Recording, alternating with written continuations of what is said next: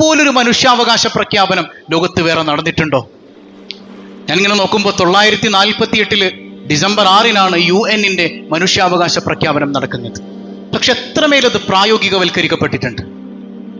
UN അത് പ്രഖ്യാപിച്ചുവെങ്കിലും നമ്മുടെ മുമ്പിൽ ഒരു ചോദ്യചിഹ്നമായി ഇന്നും കാണുന്ന ഫലസ്തീനിലേക്ക് അങ്ങനെ ഒരു ചോദ്യം എഴുതി വിടാൻ യുണൈറ്റഡ് നേഷന് കഴിയാതെ പോകുന്നത് എന്തുകൊണ്ടാണ്? കേവലം പ്രഖ്യാപനങ്ങൾ പ്രവൃത്തിപഥത്തിലേക്ക് വരാതെ പ്രഖ്യാപനങ്ങൾ മാത്രമായി ഒതുങ്ങിപ്പോകുന്ന കാഴ്ച. 1963 ലിങ്കൺ സ്ക്വയറിൽ വെച്ച് മാർട്ടിൻ ലൂതർ കിങ് അദ്ദേഹം പ്രസംഗിക്കുന്നുണ്ട്, ഐ ഹാവ് എ ഡ്രീം, എനിക്കൊരു സ്വപ്നമുണ്ട്. എന്റെ സ്വപ്നം എന്താണെന്നറിയോ? ഈ അമേരിക്കൻ ഭരണസിരാകേന്ദ്രങ്ങളിൽ ഏറ്റവും വലിയ തലപ്പത്തേക്ക് കറുത്ത വർഗക്കാർ കടന്നു വരണം. ഓൾ ആർ ഈക്വൽ, എല്ലാവരും തുല്യരാണ്. അങ്ങനെ കറുത്ത വർഗക്കാരാൽ നിറഞ്ഞു നിൽക്കണം അമേരിക്കൻ ഈ രാഷ്ട്രത്തിന്റെ തലപ്പത്ത് എന്ന് ഞാൻ വല്ലാതെ ആഗ്രഹിക്കുന്നുണ്ട്. അതെന്റെ സ്വപ്നമാണ് എന്ന് മാർട്ടിൻ ലൂതർ കിങ് പ്രസംഗിച്ചുവെങ്കിലും ഇന്നും അമേരിക്കയിൽ കറുത്ത വർഗക്കാരും വെളുത്ത വർഗക്കാരും തമ്മിലടിയാണ്. എത്രയോ കൊലപാതകങ്ങൾ നടക്കുന്നുണ്ട്, എത്രയോ വിധ്വംസക പ്രവർത്തനങ്ങൾ നടക്കുന്നുണ്ട്. ഇനി നമ്മുടെ രാജ്യത്തേക്ക് വരുമ്പോ ഈ മനോഹരമായ ഇന്ത്യ രാജ്യത്തിന്റെ ഭരണഘടന equality before the law, equality before law, നിയമത്തിന്റെ മുമ്പിൽ എല്ലാവരും തുല്യരാണ് എന്ന് ഭരണഘടനയിൽ എത്രമേൽ കൃത്യമായി ഈ രാജ്യം സ്ഥാപിച്ച മഹോന്നതരായ വ്യക്തിത്വങ്ങൾ എഴുതി ചേർത്തപ്പെടും. ഇന്ന് ഈ ഭരണഘടനയ്ക്ക് പുല്ലുവില കൽപ്പിച്ചുകൊണ്ട് ഇക്വാലിറ്റി ബിഫോർ ലോ എന്ന് പറയുന്ന ആ വാചകത്തെ തന്നെ കഴുത്തിന് വെട്ടിക്കൊണ്ട് എത്രമേൽ മോശം പ്രവണതകൾ നടക്കുന്നുണ്ട് നമ്മുടെ രാജ്യത്ത്. ഇന്ന് ബംഗാളിലേക്ക് നോക്കുമ്പോൾ കൃത്യമായി മുസ്ലിം ഉമ്മത്തിനെ, ന്യൂനപക്ഷങ്ങളെ എന്നൊന്നും എടുത്തു പറയേണ്ട കാര്യമില്ല, ന്യൂനപക്ഷങ്ങളെ എന്ന് പറയുമ്പോഴും കൃത്യമായി നമുക്ക് പറയാനുണ്ട് മുസ്ലിം ഉമ്മത്തിനെ കുറി വെച്ചുകൊണ്ട് എത്രമേൽ മോശം നിയമങ്ങൾ അവിടെ പാസാക്കിയെടുക്കുന്നുണ്ട്, എത്രമേൽ മോശം പ്രഖ്യാപനങ്ങൾ വരുന്നുണ്ട്. എന്നാൽ ഭരണഘടന പറയുന്നുണ്ട് ഇക്വാലിറ്റി ബിഫോർ ലോ, എല്ലാവരും തുല്യരാണ്. അങ്ങനെ ഒരു തുല്യത കാണാത്ത ഭരണകർത്താക്കൾ നമുക്ക് മുമ്പിൽ നിൽക്കുമ്പോ ഇന്ന് ചില ആളുകളൊക്കെ പറയൂലേ 6-ാം നൂറ്റാണ്ടില് അല്ലേ? എന്നാൽ ആ 6-ാം നൂറ്റാണ്ടിൽ നിന്ന് പ്രസംഗിക്കുന്നുണ്ട് ലോകത്തിന്റെ നേതാവ് സയ്യിദുനാ റസൂലുള്ളാഹ്. കേവല പ്രഭാഷണമല്ല, അത് പ്രവൃത്തിപഥത്തിൽ വരച്ചു കാണിച്ചു തന്നിട്ടുണ്ട് മുഹമ്മദുർ റസൂലുള്ളാഹ് സ്വല്ലല്ലാഹു അലൈഹി വസല്ലം. മക്ക വിജയവേളയിൽ ഒരു കാപ്പിരിയായ മനുഷ്യന്റെ കയ്യും പിടിച്ചിട്ട് കഅബാലയത്തിന്റെ അടുക്കലേക്ക് നടന്നു പോകുന്നുണ്ട് നബി മുഹമ്മദ് മുസ്തഫ സ്വല്ലല്ലാഹു അലൈഹി വസല്ലം. എന്നിട്ട് കഅബയുടെ മുകളിൽ കയറാൻ പറയാ. കഅബയുടെ മുകളിലേക്ക് കയറുന്നുണ്ട്, വലിഞ്ഞു കയറുന്നുണ്ട് ആ മനുഷ്യൻ. എന്നിട്ട് ബാങ്ക് വിളിക്കാൻ പറയാ, ബിലാലേ ബാങ്ക് വിളിക്കണം, അല്ലാഹു അക്ബർ അല്ലാഹു അക്ബർ. സയ്യിദുനാ ബിലാൽ കഅബാലയത്തിന്റെ മുകളിൽ നിന്ന് ബാങ്ക് വിളിക്കുക. അപ്പോഴാണ് ആ മക്ക നാട്ടിലുള്ള വലിയ ഖുറൈശി തമ്പുരാക്കന്മാര് പറയുന്നത്, നമ്മുടെ പിതാക്കളൊക്കെ മരിച്ചുപോയത് നന്നായി, ഈ കാപ്പിരിയെങ്ങാനും കഅബാലയത്തിന്റെ മുകളിൽ കയറുന്നത് കണ്ടാൽ നമ്മുടെ പിതാക്കന്മാർ ബോധക്കേട് വന്ന് അവർക്ക് നെഞ്ചുവേദന വന്ന് മരിച്ചുപോയേനെ. അത്രമേൽ വലിയ ക്രൂരതയല്ലേ മുഹമ്മദ് കാണിക്കുന്നത് എന്നാണ് സ്വല്ലല്ലാഹു അലൈഹി വസല്ലം.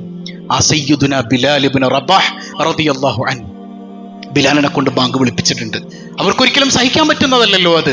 ആ ജനതയോട് അല്ലാഹുവിന്റെ ഹബീബ് പറയാ, ഇന്ന ദിമാഅക്കും വ അംവാലക്കും വ അഅറാദക്കും ഹറാമുൻ അലൈക്കും, നിങ്ങൾക്ക് രക്തം നിഷിദ്ധമാണ്. നിങ്ങൾക്ക് ഒരു മനുഷ്യന്റെ രക്തം അന്യായമായി ചീന്താൻ അവകാശമില്ല. അവന്റെ അഭിമാനത്തിന് ക്ഷതമേൽപ്പിക്കാൻ പറ്റില്ല, അവന്റെ സമ്പത്തിന് ക്ഷതമേൽപ്പിക്കാൻ പറ്റൂല. അതേതുപോലെ പരിശുദ്ധമാണെന്നറിയോ? ഈ പരിശുദ്ധമായ അറഫ ദിനം പോലെ പരിശുദ്ധമാണ്, ഈ പരിശുദ്ധമായ ഹറമ പോലെ പരിശുദ്ധമാണ്, ഈ മഹത്വം നിറഞ്ഞ ദുൽഹജ്ജ് മാസം പോലെ പരിശുദ്ധമാണ്. അതുകൊണ്ട് സൂക്ഷിക്കണം മുസ്ലിമേ എന്ന് സയ്യിദുനാ റസൂലുള്ളാഹ്. അതായത് ഈ പ്രസംഗം തുടങ്ങുമ്പോൾ ഷഹാദത്ത് കലിമയുടെ മഹത്വമോ നിസ്കാരത്തിന്റെ മഹത്വമോ ഒന്നുമല്ല നബി തങ്ങൾ പറയുന്നത്. ആദ്യം തന്നെ ഇസ്ലാമിന്റെ ഏറ്റവും മനോഹരമായ ഉൽപ്പന്നം എന്താണെന്ന് പഠിപ്പിക്കാൻ. ഇസ്ലാമിന്റെ ഉൽപ്പന്നം എന്താ? അത് മനുഷ്യത്വമാണ്. ആ ഉൽപ്പന്നം നിങ്ങളിൽ നിന്ന് പുറപ്പെടാത്ത കാലത്തോളം നിങ്ങളുടെ നിസ്കാരവും നിങ്ങളുടെ നോമ്പും നിങ്ങളുടെ ഹജ്ജും whatever അള്ളാഹു അത് ചവറ്റുകൊട്ടയിലേക്ക് വലിച്ചെറിയും. കാരണം ഉൽപ്പന്നം ലഭിക്കണം. എന്താണ് ആ ഉൽപ്പന്നം? മറ്റുള്ളവരെ സ്നേഹിക്കാൻ കഴിയുക, ഒരു വാക്കുകൊണ്ട് പോലും മറ്റൊരുത്തനെ വേദനിപ്പിക്കാതിരിക്കുക, ഒരുത്തന്റെയും ധനം അന്യായമായി തട്ടിയെടുക്കാതിരിക്കാൻ ശ്രമിക്കുക. എവിടെയാണ് മുസ്ലിം എന്ന് അങ്ങനെ ചിന്തിക്കുന്നത്? അങ്ങനെ ചിന്തിക്കുന്ന എത്ര മുസ്ലിങ്ങളുണ്ട്. ഞാൻ മുമ്പൊരിക്കൽ നിങ്ങളോട് പറഞ്ഞിട്ടില്ലേ, എൻ്റെ വീടിന്റെ അയൽപക്കത്തുള്ള സരസ്വതി ചേച്ചി, ആ സരസ്വതി ചേച്ചിയുടെ മകൻ പ്രസാദ് ചേട്ടൻ, അവര് പുതിയ വീട് വെക്കുന്ന സമയത്ത്, സ്ഥലം അളക്കുന്ന സമയത്ത് അവര് പറഞ്ഞൊരു സംഗതിയുണ്ട്, ഞങ്ങളുടെ സ്ഥലം കുറച്ച് ഞങ്ങൾ അകത്തേക്ക് എടുക്കുന്നുണ്ട് കേട്ടോ. അതായത് സ്ഥലം മുഴുവൻ കവർ ചെയ്തെടുക്കാതെ അവരുടെ ഭാഗം കുറച്ചുകൂടെ അകത്തേക്ക് മാറ്റിയിട്ടാണ് അവിടെ ചുമര് കെട്ടുന്നത്. കാരണം നമ്മൾ ഒരിക്കലും നമ്മളെ അയൽക്കാരാണ്. ആ ചേട്ടൻ പറഞ്ഞത് ഇപ്പോഴും എന്റെ ചെവിയിലുണ്ട്. നമ്മളെ അയൽക്കാരാണ്, നമ്മളൊരു കുടുംബം പോലെ കഴിയേണ്ടവരാണ്. നമ്മൾ ഒരിക്കലും ഭിന്നിക്കാൻ പാടില്ല, നമുക്കിടയിൽ ഒരു പ്രശ്നം ഉണ്ടാകാൻ പാടില്ല. അതുകൊണ്ട് ഞങ്ങളുടെ സ്ഥലം ഇത്തിരി പോയാലും സ്ഥലമല്ല, സ്ഥലത്തിന്റെ പേരിൽ ഒരു പ്രശ്നം ഉണ്ടാകരുതെന്നാണ്. ഞാൻ ചോദിക്കട്ടെ, നമ്മളിൽ എത്ര ആളുകൾ അങ്ങനെ ചെയ്യും? ഈ ഖുർആനും ഹദീസും കയ്യിലുണ്ട് എന്ന് വലിയ വലിയ ആത്മവിശ്വാസത്തോടുകൂടെ ഉച്ചയിസ്തരം വലിയ പ്രഖ്യാപനങ്ങളൊക്കെ നടത്തുന്ന നമ്മൾ സ്വന്തം ജീവിതത്തിലേക്ക് വരുമ്പോ ഒരു തുണ്ട് സ്ഥലം വെറുതെ വിട്ടുകൊടുക്കാൻ നമ്മൾ തയ്യാറാവോ?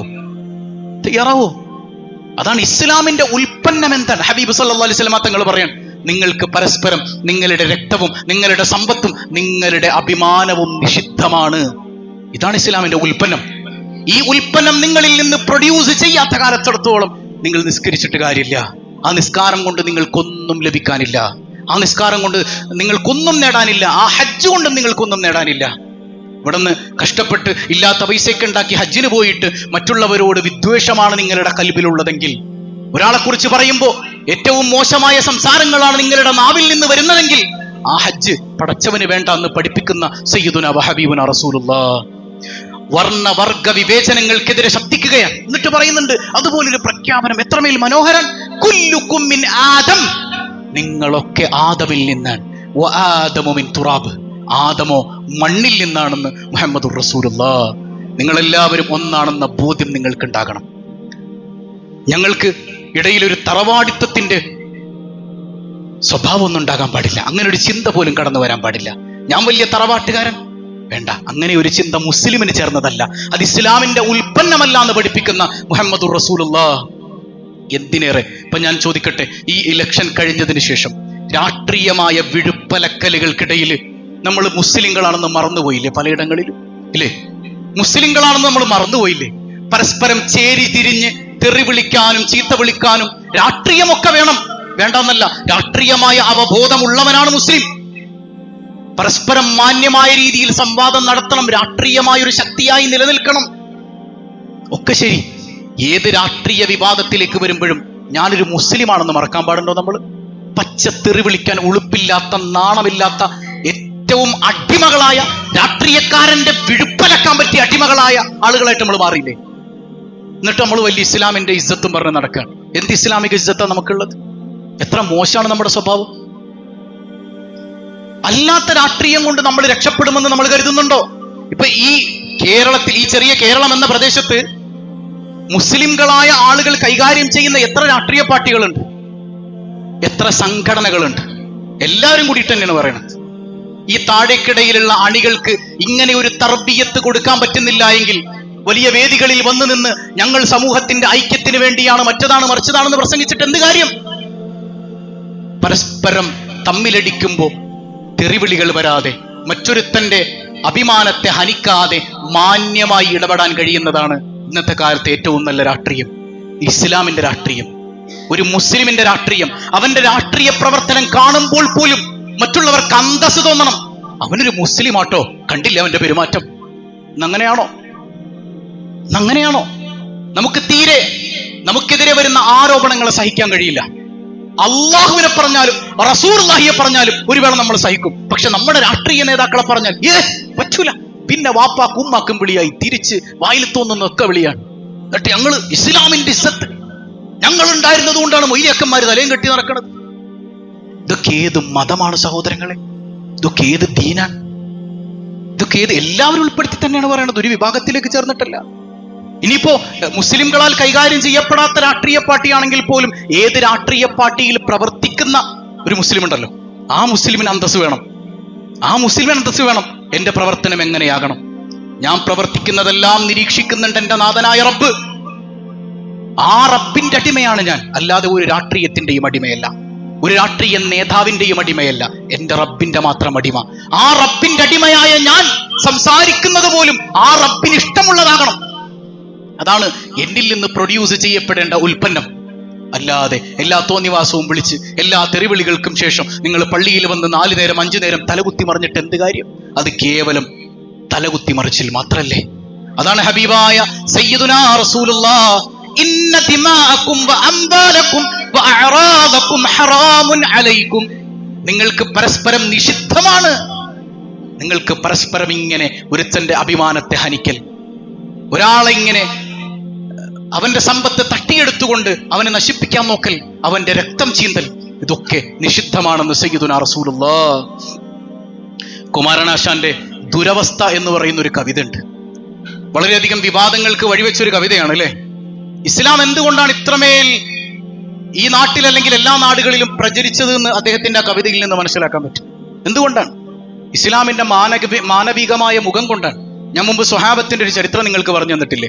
സ്വഹാബത്ത് കൊടുങ്ങല്ലൂരിൽ വന്ന് ഇവിടെ വന്നിട്ട് അവർ കച്ചവടമൊക്കെ തുടങ്ങുന്നുണ്ട്. കച്ചവടം തുടങ്ങുന്ന സമയത്ത് ഇവരുടെ സത്യസന്ധത കണ്ടിട്ട് നാട്ടുകാർ മുഴുവൻ ഇവരുടെ കടയിലേക്ക് സാധനങ്ങൾ വാങ്ങാൻ വരിക. പക്ഷെ ഇവരെന്ത് ചെയ്തെന്നറിയോ? ഉച്ചയാകുമ്പോഴേക്ക് കടയൊക്കെ അടച്ചു കളയും. ഉച്ചയാകുമ്പോഴേക്ക് കടയൊക്കെ പൂട്ടും. അപ്പൊ സ്വഹാബത്തിനോട് ചോദിക്കുന്നുണ്ട്, നിങ്ങൾക്ക് നല്ല കച്ചവടം കിട്ടുന്നല്ലേ, എന്തിനാണ് ഈ ഉച്ചക്ക് കട അടക്കുന്നത്? അവർ പറഞ്ഞൊരു മറുപടി ഉണ്ട്, ഇതര സമൂഹത്തിൽപ്പെട്ട ഞങ്ങളുടെ സഹോദരങ്ങളും അപ്പുറത്ത് കച്ചവടം നടത്തുന്നുണ്ട്, എല്ലാവരും ഇങ്ങോട്ട് വന്നാൽ അവര് പട്ടിണിയാവൂലേ, അതുകൊണ്ട് ഉച്ച വരെയുള്ളത് മതി ഞങ്ങൾക്ക്, ബാക്കി അവർ കച്ചവടം നടത്തട്ടെ. ഇതല്ലേ ഹബീബ് റസൂലുള്ളാഹി സ്വല്ലല്ലാഹു അലൈഹി വസല്ലം തങ്ങളുടെ ദീൻ ഇതല്ലേ? അങ്ങനെയല്ലേ കേരളത്തിലൊക്കെ ഈ ദീൻ ഉണ്ടായത്? അല്ലാതെ ഇവിടെ ഖുർആന്റെ ആയത്ത് അതാണ് മറ്റതാണ് മറിച്ചതാണ് ബഹളം ഉണ്ടാക്കിയിട്ടൊന്നും അല്ലല്ലോ. ആ ഖുർആനികമായ സ്വഭാവം സ്വഹാബത്തിലൂടെ, അള്ളാഹുവിന്റെ ഔലിയാക്കളിലൂടെ, സ്വാലിഹീങ്ങളിലൂടെ കണ്ടിട്ടാണ് ആളുകൾ ഇസ്ലാമിലേക്ക് വന്നത്. പഴയ കാലത്തെ കുറിച്ച് അദ്ദേഹം ഇങ്ങനെ ആ കവിതയിൽ പറയുന്നുണ്ട്, നമ്മളൊക്കെ കേട്ടതായിരിക്കാം. തൊട്ടുകൂടാത്തോർ, തീണ്ടിക്കൂടാത്തോർ, ദൃഷ്ടിയിൽപ്പെട്ടാലും ദോഷമുള്ളോർ, അല്ലെ? ദൃഷ്ടിയിൽപ്പെട്ടാലും ദോഷമുള്ളോർ. ജന്മിയുടെ മുമ്പിലേക്ക് ഒരു കീഴാളൻ നടന്നു വരുന്നുണ്ടെങ്കിൽ ഹോയ് ഹോയ് എന്ന് പറഞ്ഞ് അവൻ ഓടിച്ചു കളയും. ജന്മിയുടെ ദൃഷ്ടിയിൽപ്പെട്ടാൽ പോലും അവൻ അപകടമാണ് എന്നാണ്. ഇത് അവരുടെ ഒരു ദർശനത്തിന്റെ ഭാഗം തന്നെയാണ്. ഇപ്പൊ ഗീതയിൽ കാണാലോ, ചാതുർവർണ്ണ്യം മയാ സൃഷ്ടം. ചാതുർവർണ്ണ്യം, ഈ 4 നിറങ്ങളെയും സൃഷ്ടിച്ചത് ഞാൻ തന്നെയാണ് എന്ന് ഈശ്വരൻ പറയുന്നതായി ഗീതയിൽ കാണാം. ഇതിനെ ശങ്കരാചാര്യർ വ്യാഖ്യാനിക്കുന്നുണ്ട്, ഈ 4ൽ ഏറ്റവും ഉന്നതൻ ബ്രാഹ്മണൻ തന്നെയാണ്. 4ൽ ഉന്നതൻ ബ്രാഹ്മണൻ തന്നെയാണ്. ബ്രാഹ്മണ്യം സംരക്ഷിക്കപ്പെടുമ്പോഴേ ഇവിടെ സംസ്കാരം നിലനിൽക്കൂന്ന് ശങ്കരാചാര്യർ ഗീതയിലെ ഈ വാക്യത്തിന് വ്യാഖ്യാനം പറയുന്നുണ്ട്. അപ്പൊ അതിന്റെ പേരിൽ ഉച്ചനീചിത്വവും, അതിന്റെ പേരിൽ ഒരുപാട് പീഡനങ്ങളും ഒരുപാട് വേദനകളും ഈ സമൂഹം അനുഭവിച്ച് കടന്നുപോയിട്ടുണ്ട്. അവിടെയെല്ലാം ഇസ്ലാമിന് കൃത്യമായൊരു മുഖമുണ്ടല്ലോ. ഹബീബ് റസൂലുള്ളാഹ് ഇല്ല, നിങ്ങൾ ചിന്തിച്ചു നോക്കി, ഇവിടെ ജോലിക്ക് നിൽക്കുന്ന കീഴാളൻ കുഴികുത്തിയിട്ട് അതിലാണ് കഞ്ഞി കുടിച്ചിരുന്നത് എന്നാണ്. ഇപ്പോഴും ഈ ഫാസിസ്റ്റുകൾ പറയുമല്ലോ 6-ാം നൂറ്റാണ്ടിലെ കഥ എന്നൊക്കെ പറയുന്ന സമയത്ത് ഇത് 19-ാം നൂറ്റാണ്ടില് ഈ കേരളത്തിൽ നടന്ന സംഭവമല്ലേ? ഉത്തരേന്ത്യയിലൊക്കെ പോയി കഴിഞ്ഞാൽ ഇതിലും മോശമായ പല സംഗതികളും.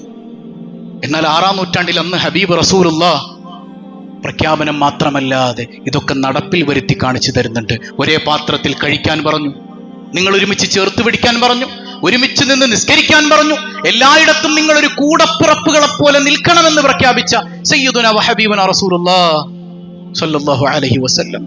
അപ്പൊ ഒരു തറവാടിത്തം, ഞാൻ വലിയ തറവാടിയാണ്, അല്ലെങ്കിൽ എൻ്റെ കയ്യിൽ പൈസ ഉണ്ട്, ഈ ഒരു ചിന്ത ഒരു മുസ്ലിമിന് വരാൻ പാടില്ല. എല്ലാവരും തുല്യരാണെന്നുള്ള ബോധം.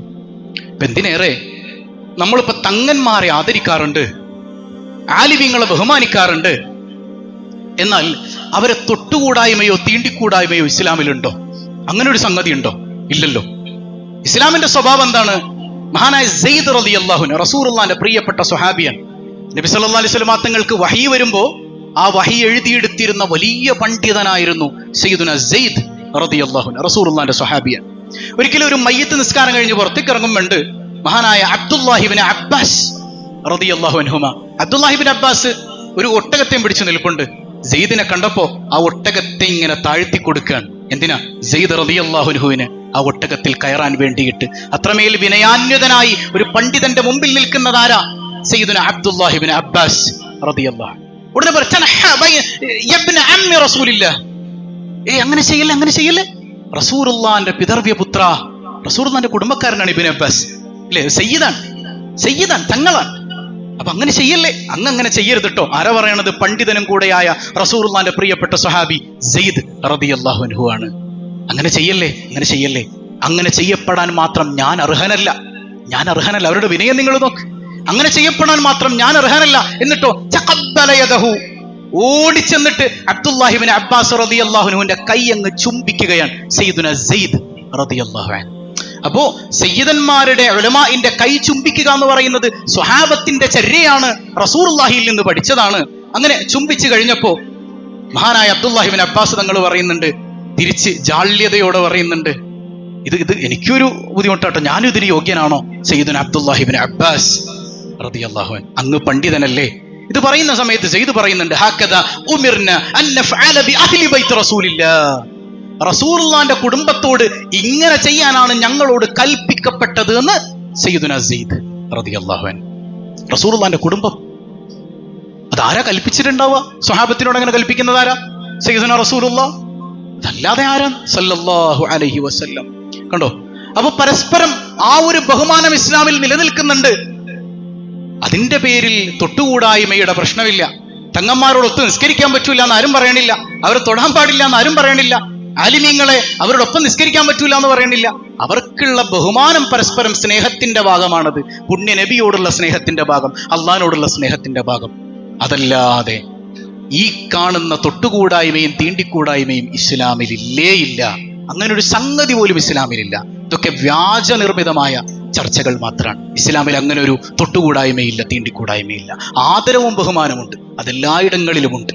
മഹാനായ സയ്യിദുന അബൂബക്കർ സിദ്ദീഖ് റളിയല്ലാഹു അൻഹു, അവിടുത്തെ കാലഘട്ടം എന്ന് പറഞ്ഞാൽ ഭയങ്കര പ്രശ്നങ്ങൾ നിറഞ്ഞ കാലഘട്ടമായിരുന്നു.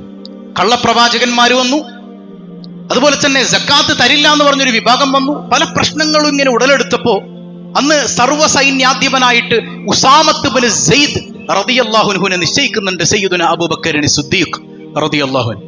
അപ്പോ സ്വഹാബത്തിന്റെ ഇടയിലെ കുറച്ച് ഖുറൈശി പ്രമാണികൾക്കിടയിൽ ഒരു സംസാരം വന്നു. ഉസാമത്ത് ബിൻ സെയ്ദ് ഒരു അടിമയല്ലേ, അടിമയായിരുന്നല്ലോ അന്ന്. അപ്പൊ ഒരു അടിമയുടെ പുത്രന്റെ കയ്യിൽ സർവ്വസൈന്യാധിപത്വം ഏൽപ്പിച്ചു കഴിഞ്ഞാൽ അത് വലിയ ബുദ്ധിമുട്ടിലേക്ക് പോവോ? കാരണം എന്താ, ഒരു അടിമയായി വളർന്ന കുട്ടിക്ക് ഈ പറയുന്നത് പോലെയുള്ള വാൾപ്പയറ്റിലോ മറ്റു പല യുദ്ധ കാര്യങ്ങളിലോ ഒന്നും കൂടുതൽ ഇടപെടാൻ പറ്റിയിട്ടുണ്ടാവില്ല. അതുകൊണ്ട് തന്നെ സർവ്വസൈന്യാധിപത്യം കയ്യിലേക്ക് ഏൽപ്പിച്ചു കഴിഞ്ഞാൽ അബദ്ധമാകുമോ എന്നിങ്ങനെ സ്വഹാബത്ത് ചിന്തിക്കുമ്പോ ആര് പറയും ഖലീഫയോട്? നമുക്ക് ഉമറിനോട് പറയാം. നേരെ ചെന്ന് ഉമറിനോട് പറഞ്ഞു. സയ്യിദന ഉമർ റളിയല്ലാഹു അൻഹു നേരെ അബൂബക്കർ സിദ്ദീഖ് റളിയല്ലാഹുവിന്റെ അടുക്കലേക്ക് ചെല്ലാൻ ഈ കാര്യങ്ങളൊക്കെ പറഞ്ഞപ്പോ ദേഷ്യത്തോടെ ചാടി എഴുന്നേൽക്കാൻ സയ്യിദുന അബൂബക്കർ സിദ്ദീഖ് റളിയല്ലാഹു ഇബ്നുൽ ഖത്താബ്, ഖത്താബിന്റെ മോനെ, ഇസ്തഅമലഹു റസൂലുള്ളാഹ്, ഖത്താബിന്റെ മോനെ എന്ന് പറഞ്ഞിട്ട് ഉമറിന്റെ താടിക്ക് അങ്ങോട്ട് പിടിക്കാൻ. ആര്? സയ്യിദുന അബൂബക്കർ സിദ്ദീഖ് റളിയല്ലാഹു അൻഹു. ആ താടിക്ക് അങ്ങോട്ട് പിടിച്ചിട്ട്, ഞാൻ ഈ പണി ചെയ്തത് റസൂലുള്ളാഹ് കൽപ്പിച്ചിട്ടാണ്, റസൂലുള്ളാഹിയാണ് ഇത് ചെയ്തത്. ഇനി എന്നിട്ട് പറയുന്നുണ്ട്, അബൂബക്കറെങ്ങാനും ഈ മരുക്കാട്ടിൽ ഒറ്റക്കായി നിന്നാൽ പോലും ഈ തീരുമാനത്തിൽ നിന്ന് ഞാൻ പിന്നോട്ടില്ല. സയ്യിദുന അബൂബക്കർ സിദ്ദീഖ് റളിയല്ലാഹു അൻഹു. കണ്ടോ? അശരണരെ, അഗതികളെ, അടിമകളെ എല്ലാം ചേർത്ത് പിടിച്ച് വലിയ ഔന്നത്യത്തിലേക്ക് എത്തിച്ച മതമല്ലേ? ആ അടിമകൾ പിന്നീട് രാജാക്കന്മാരായി, അടിമകൾ പിന്നീട് വലിയ വലിയ ഇമാമുകളായി. എന്തിനേറെ സയ്യിദുന ബിലാൽ ആ നാട്ടിൽ നിന്ന് മുത്തുനബിയുടെ വഫാത്തിനു ശേഷം പോയി തിരിച്ചു വരുന്നത് കാണുമ്പോ, പുണ്യനബി സല്ലല്ലാഹു അലൈഹി വസല്ലം തങ്ങളെ സ്വപ്നത്തിൽ കണ്ടിട്ട് തിരിച്ചു വരുമ്പോ സയ്യിദുന ഉമർ പറയുന്നുണ്ട്, അത് ബിലാൽ, സയ്യിദുന ബിലാലാണ്, നമ്മുടെ നേതാവായ ബിലാലാണ്. അടിമയായ ബിലാലല്ല, സയ്യിദുന ബിലാൽ, നമ്മുടെ നേതാവായ ബിലാലാണെന്ന് സയ്യിദുന ഉമർ ഇബ്നുൽ ഖത്താബ് റളിയല്ലാഹു അൻഹു. അറഫ നമ്മിലേക്ക് കടന്നു വരുമ്പോൾ കേവലം ഒരു നോമ്പ് പിടുത്തവും കേവലം കുറച്ച് ദിക്ർ ചൊല്ലലും മാത്രമല്ല, അറഫ എന്ന ഈ ബോധ്യം നമ്മുടെ കൽബിലേക്ക് വരണം. അറഫയിൽ പോയി ഹാജിമാർ കറുത്തവനോ വെളുത്തവനോ ധനികനോ പാപ്പരനോ അതുപോലെ തന്നെ ദരിദ്രനോ ഒന്നും കയ്യിലില്ലാത്തവനോ എല്ലാവരും ഒത്തൊരുമിച്ച് നിന്ന് ലബ്ബൈക അല്ലാഹുമ്മ ലബ്ബൈക, എത്ര മധുരമാണതിന്. ആ ബോധ്യം നമുക്കുണ്ടാകണം. അവിടെ നിന്ന് ഹജ്ജും കഴിഞ്ഞ് വന്നിട്ട് ഇവിടെ വരുമ്പോൾ വലിയ തറവാടിത്തം കാണിച്ച് നടക്കാൻ അവർക്ക് ആ ഹജ്ജ് കിട്ടിയിട്ടില്ല. ഹജ്ജിന്റെ ABCD പോലും അവർക്ക് കിട്ടിയിട്ടില്ല. ഹജ്ജ് അവർക്ക് ഗുണം ചെയ്തിട്ടില്ല. ആർക്കാ ഹജ്ജ് ഗുണം ചെയ്യുന്നത്? ആ ഹജ്ജ് കഴിഞ്ഞ് വരുമ്പോ അവന്റെ സ്വഭാവം മാറണം. അവൻ അള്ളാന്റെ അടിമയായി വരണം. അവൻ സമ്പത്തിന്റെ അടിമയാകരുത്, അവൻ ആർത്തിയുടെ അടിമയാകരുത്, അവൻ പ്രമാണിത്വത്തിന്റെ അടിമയാകരുത്, അവൻ രാഷ്ട്രീയത്തിന്റെ അടിമയാകരുത്. അള്ളാന്റെ അടിമയായി തിരിച്ചു വരുന്നവൻ അവനെ ഹജ്ജ് ഉപകാരം ചെയ്യുന്നതാണ്. സയ്യിദുന റസൂലുള്ളാഹ് തങ്ങൾ പറയുന്നുണ്ട്, പിശാച് ഇത്രമേൽ നിന്ദ്യനായ ഒരു ദിവസം വേറെ ഇല്ല എന്നാണ്, അറഫ ദിവസം പോലെ. കാരണം അള്ളാഹു അത്രമേൽ പുറത്തു കൊടുക്കുന്ന, അവന്റെ അടിമകളിലേക്ക് കാരുണ്യത്തോടെ നോക്കുന്ന ദിവസമാണത്രേ അറഫ. അവന്റെ അടിമകൾ കൽബുകൊണ്ട് കണ്ണുകൊണ്ട് കരഞ്ഞ് അള്ളാഹുവിലേക്ക് തിരിയുന്ന നിമിഷമാണത്രേ അറഫ. അതുകൊണ്ട് പിശാച് സങ്കടപ്പെടുന്ന ദിവസമാണ്. പിശാച് ഇത്ര നാൾ നമ്മളെ കൊണ്ട് ചെയ്യിപ്പിച്ചതെല്ലാം അല്ലാഹു റബ്ബുൽ ആലമീൻ ഒരൊറ്റ നിമിഷം കൊണ്ട് കഴുകിക്കളയുമ്പോൾ പിശാച് അവന്റെ കർമ്മങ്ങളെല്ലാം പാഴായിപ്പോയ വേദനയിൽ പൊട്ടി പൊട്ടിക്കരയുമെന്ന് പരിശുദ്ധ റസൂൽ സ്വല്ലല്ലാഹു അലൈഹി വസല്ലം. അള്ളാഹു നമ്മളെ നോക്കിയിട്ട് അഭിമാനം പറയും, മലക്കുകളെ എന്റെ അടിമകളെ കണ്ടില്ലേ, എന്റെ അടിമകളെ കണ്ടില്ലേ. അവിടെ എല്ലാവരും പെടൂല എന്ന് മുഫസ്സിറുകൾ പറഞ്ഞത് കാണാം. എല്ലാവരും അതിൽ പെടില്ല. എന്റെ അടിമകൾ എന്ന് പറഞ്ഞതിൽ ഞാൻ നേരത്തെ പറഞ്ഞതുപോലെ ഹജ്ജിന് പോയി നിൽക്കുമ്പോഴും കൽബിൽ അള്ളാഹുവില്ലാതെ, ഈ നാട്ടിലെ ബിസിനസ് ആണ് അവന്റെ കൽബിലെങ്കിൽ അവൻ ബിസിനസിന്റെ അടിമയാണ്, അള്ളാന്റെ അടിമയായിട്ടില്ല. അതുകൊണ്ട് എന്റെ അടിമകളെ എന്ന് വിളിക്കുന്ന കാറ്റഗറിയിൽ എല്ലാരും പെടൂല. അള്ളാന്റെ അടിമകൾ മാത്രമേ പെടുള്ളൂ. യർജൂന റഹ്മത്തി, അവർക്ക് വേണ്ടത് എന്റെ കാരുണ്യമാണ്. എന്റെ കാരുണ്യം പ്രതീക്ഷിച്ചിട്ടാണ് അറഫയിൽ വന്ന് അവര് നിന്നീ കരയുന്നത് മലക്കുകളെ എന്ന് അള്ളാഹു അഭിമാനം പറയും സയ്യിദുനാ റസൂലുള്ളാഹി സ്വല്ലല്ലാഹു അലൈഹി വസല്ലം. ആ ദിവസം നമ്മളോട് കൽപ്പിക്കപ്പെട്ടത് നോമ്പ് പിടിക്കാനാണ്. അറഫയുടെ നോമ്പ് കഴിഞ്ഞ ഒരു വർഷത്തെയും വരാനിരിക്കുന്ന ഒരു വർഷത്തെയും ദോഷങ്ങളെ പൊറുപ്പിക്കുമെന്ന് സയ്യിദുനാ റസൂലുള്ളാഹി സ്വല്ലല്ലാഹു അലൈഹി വസല്ലം. ദുൽഹജ്ജ് 9 അറഫ അല്ലേ? അപ്പൊ നമുക്കെപ്പോഴാ നോമ്പ്? ഇനിയിപ്പോ കുറച്ച് കഴിയുമ്പോഴത്തേക്ക് വിവാദങ്ങൾ വരും. ഈ പരിശുദ്ധമായ ദിനരാത്രങ്ങളിലൊക്കെ വിവാദങ്ങൾ കൊണ്ട് പ്രശ്നങ്ങൾ ഉണ്ടാക്കാനായിട്ട് എത്രയോ ആളുകൾ ഇങ്ങനെ ഒരുങ്ങി പുറപ്പെടുന്ന പോലെയാണ്. റമദാനിൽ നമുക്ക് തറാവീഹ് ഉണ്ട്, ദുൽഹജ്ജിൽ നമുക്ക് അറഫയുണ്ട്. നമ്മൾ പിന്നെ അടിയാണ്, നമ്മൾ പിന്നെ ഭയങ്കര അടിയാണ് അതിൽ. എന്നാണ് ഇതിന്റെ യാഥാർത്ഥ്യം എന്താണ്? ഹബീബായ സയ്യിദുനാ റസൂലുള്ളാഹി സ്വല്ലല്ലാഹു അലൈഹി വസല്ലം തങ്ങൾ അറഫയുടെ നോമ്പ് പഠിക്കാൻ പറഞ്ഞത് എന്നാണ്? ദുൽഹജ്ജ് 9 അറഫ. ദുൽഹജ്ജ് 9 അറഫ. അപ്പൊ മക്കത്തുള്ളവർക്ക് ദുൽഹജ്ജ് 9 എന്നാണോ? ഹജ്ജിന് പോയ ആളുകൾ അവിടെ അറഫയിൽ നിൽക്കണം. ഹജ്ജിന് പോകാത്ത ആളുകൾ അവർക്ക് ദുൽഹജ്ജ് 9 എന്നാണോ അവർ നോമ്പ് പിടിക്കണം. ദുൽഹജ്ജ് 9 എന്നാണോ അന്നവർ നോമ്പ് പിടിക്കണം. അപ്പോ നമുക്കൊരു സംശയം ഉണ്ടാകും, ഉസ്താദ് ഈ അറഫ ദിവസം അവരവിടെ നിൽക്കുമ്പോ തന്നെ അല്ലേ നമ്മൾ നോമ്പ് പിടിക്കേണ്ടത്? അങ്ങനെയല്ല. ഇപ്പൊ നിങ്ങൾ ചിന്തിച്ചു നോക്കി, ഒരു 100 കൊല്ലം മുമ്പ് നമ്മൾ കണക്കെടുക്കുകയാണെങ്കിൽ നമ്മൾ നാട്ടിൽ നിന്ന് ഹജ്ജിനൊക്കെ പോയി ചിലപ്പോൾ 2-3 മാസം കഴിഞ്ഞ് കപ്പലൊക്കെ കയറി തിരിച്ചു വന്ന് കഴിയുമ്പോഴാണ് അവിടെ അറഫ എന്നായിരുന്നു നമ്മൾ അറിയണത്. ഇവിടെ നിലാവ് കാണുന്നതിനനുസരിച്ച് നമുക്ക് ദുൽഹജ്ജ് 9 എന്നാണോ അന്ന് നോമ്പ് പിടിക്കാം. അപ്പൊ ഉസ്താദ് ഈ യൗമു അറഫ എന്നാണല്ലോ പറഞ്ഞിട്ടുള്ളത്. അത് നമ്മൾ അറബ് ഗ്രാമറിക്കൽ പരമായ അറിവ് കുറവായതുകൊണ്ടാണ്. അറബിയില് ഈ ദുൽഹജ്ജ് മാസവുമായി ബന്ധപ്പെട്ട എല്ലാ കാര്യങ്ങളെയും ഹജ്ജിന്റെ കർമ്മങ്ങളുമായി ബന്ധപ്പെടുത്തിയിട്ടാണ് ആ ദിവസങ്ങൾക്ക് പേര് കൊടുക്കുക. ദുൽഹജ്ജ് 8 യൗമു തർവിയ, അവിടെ ദുൽഹജ്ജ് 8 യൗമു തർവിയാണ്. നമുക്കിവിടെ എന്നാണ് ദുൽഹജ്ജ് 8 അന്നാണ് നമുക്ക് യൗമു തർവിയ.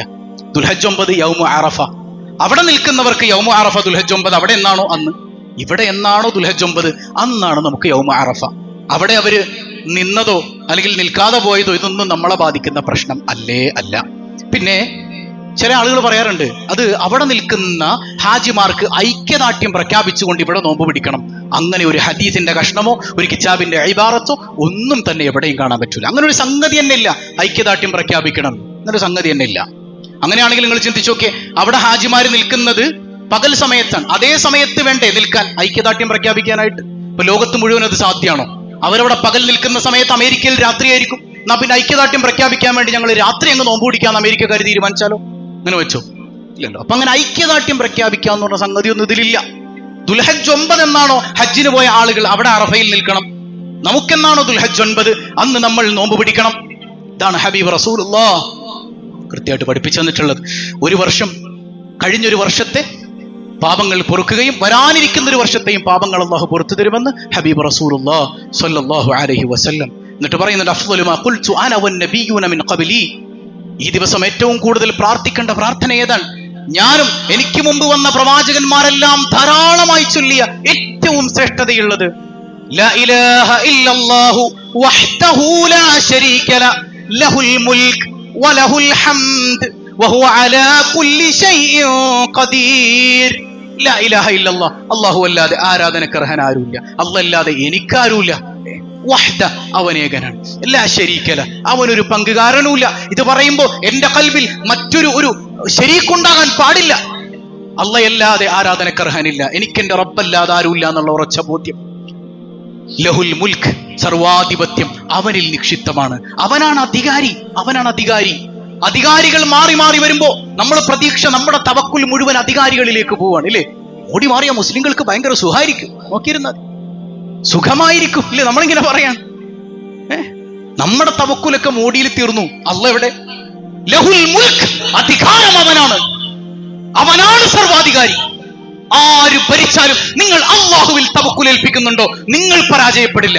നിങ്ങൾ തവക്കുൽ ചെയ്യുന്നത് ഈ മനുഷ്യന്മാരായ അധികാരികളിലാണെങ്കിൽ തകർന്ന് തരിപ്പണമായി പോകും നിങ്ങൾ. എത്രമേൽ കൃത്യമായിട്ട് ഖുർആൻ പഠിപ്പിച്ചു തരുന്നുണ്ട്. ലഹുൽ മുൽക്ക്, അധികാരം അവന് മാത്രമാണ്, അവന് മാത്രമാണ്. വലഹുൽ ഹംദ്, സ്തുതി മുഴുവൻ അള്ളാഹുവിന് മാത്രമാണ്. വഹുവ അലാ കുല്ലി ഷൈഇൻ ഖദീർ, എല്ലാത്തിനും കഴിവുള്ളവനാണ് അവൻ. ഈ ദിക്ർ ധാരാളം ധാരാളം അറഫയുടെ ദിനരാത്രങ്ങളിൽ ചൊല്ലണേ.